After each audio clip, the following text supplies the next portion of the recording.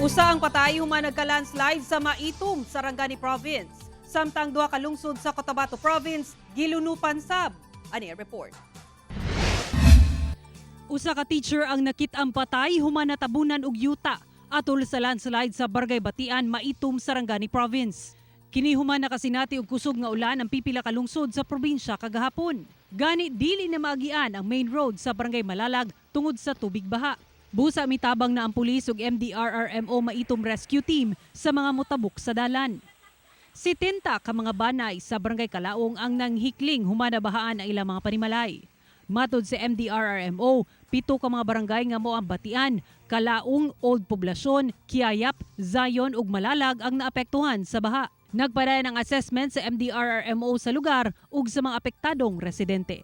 Samtang namakwit ang mga residente nga nagpuyo sa ubos nga lugar ug duol sa sapa sa libungan ug pigkawayan sa Cotabato Province tungod sa pagbaha hatod sa walay puas nga pag-ulan.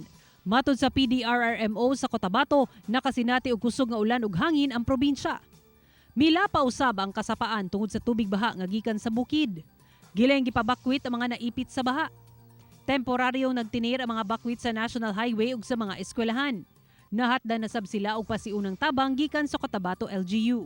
Kahinumduman nga unang gibaha ang mga lungsod sa Matalam, Alamada, Kabakan ug Pikit sa Cotabato niadtong Miyerkules.